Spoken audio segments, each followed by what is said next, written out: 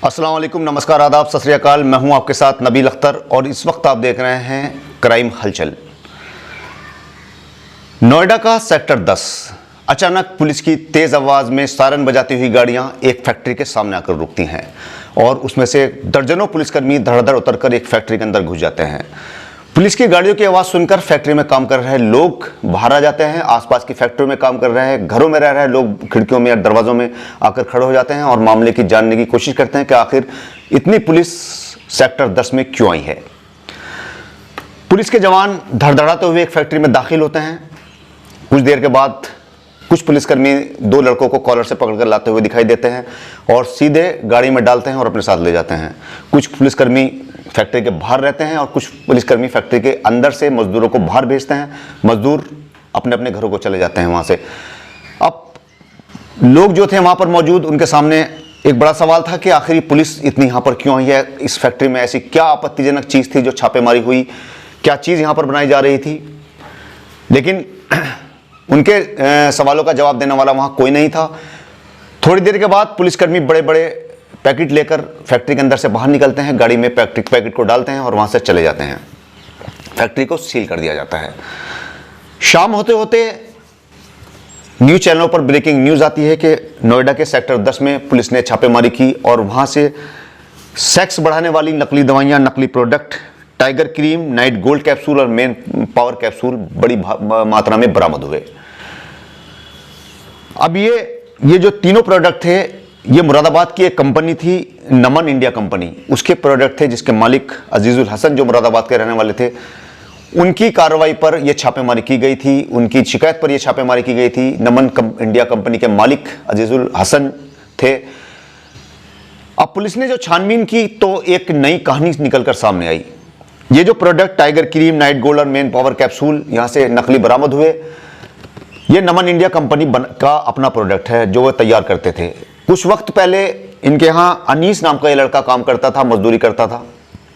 यहाँ पर इसने पूरा प्रोसेस देखा कि किस तरह से दवाइयाँ बनाई जाती हैं, किस तरह से पैकिंग होती है, किस तरह मार्केट में सप्लाई होती है। अनीस तेज दिमाग का लड़का था, उसने सब चीज़ें कैप्चर करी और उसने अपने दिमाग में बात बिठा ली।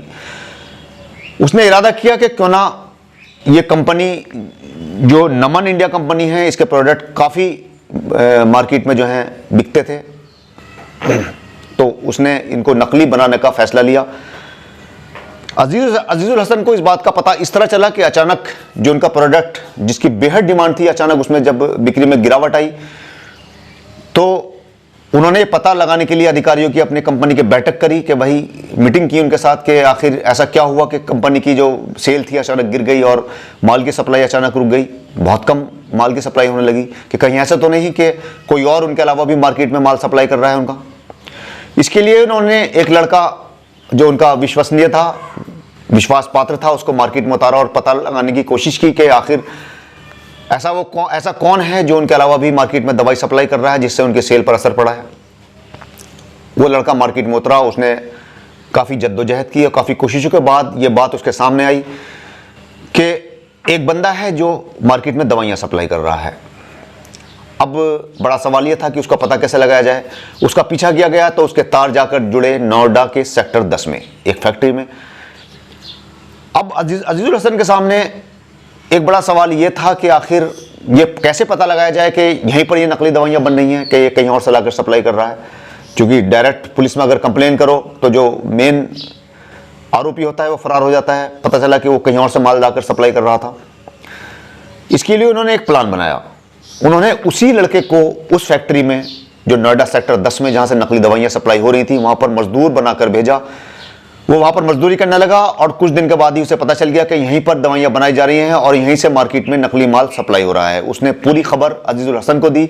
अजीजुल हसन ने पुलिस में ये बात कंप्लेन की और उसके बाद ये छापेमारी की गई जहाँ से नकली tiger cream, night gold capsule और मेन पावर कैप्सूल बड़ी मात्रा में बरामद हुए। रैपर बरामद हुए और कंपनी का जो कच्चा माल था नकली सब बरामद हुआ। पुलिस ने सबको जब्त कर लिया। दोनों भाइयों को जेल भेजा गया, उनके खिलाफ रिपोर्ट दर्ज की गई, उन पर मुकदमा चलाया गया।